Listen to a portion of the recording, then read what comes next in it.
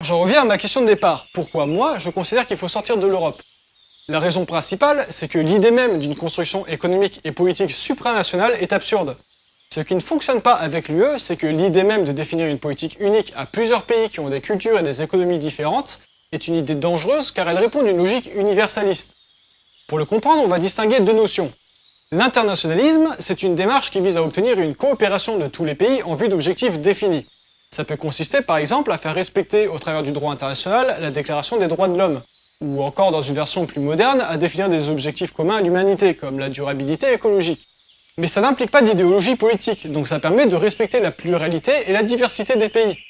En bref, dans une logique internationaliste, on laisse chaque pays gérer sa politique comme il l'entend, à la seule condition qu'il respecte certaines conditions prédéfinies, sur lesquelles tout le monde se sera accordé en amont.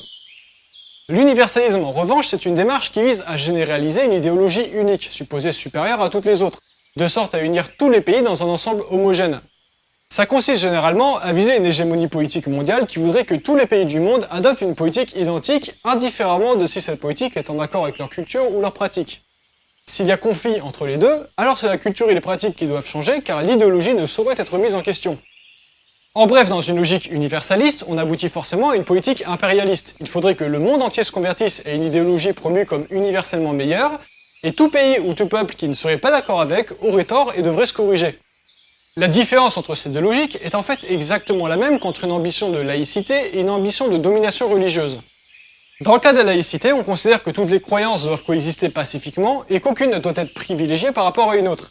C'est-à-dire qu'aucune institution publique ne doit faire de l'appartenance à telle ou telle religion une condition à quoi que ce soit, ni en faire la promotion.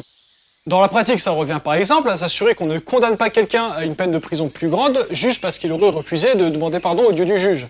On demande à tous les citoyens de respecter la même loi et aucune différence de traitement ne doit être faite sur l'appartenance ou non-appartenance religieuse d'un individu, ni à sa faveur, ni à sa défaveur. Dans le cas de la religion unique, on considère qu'on détient la seule vraie religion et qu'il faut que la planète entière se convertisse à cette religion pour que la paix soit obtenue, ou à défaut qu'elle s'étende le plus largement possible pour faire le poids face aux autres religions. Dans la pratique, ça implique souvent de recourir à la contrainte, voire à la violence, car ceux qui n'adhéreront pas à la religion seront présumés dans l'erreur, puisque la religion sera tenue pour vraie, et donc assurer la paix religieuse impliquera de les forcer à corriger leurs torts. C'est exactement à cette seconde logique que répond l'Union européenne. Elle consiste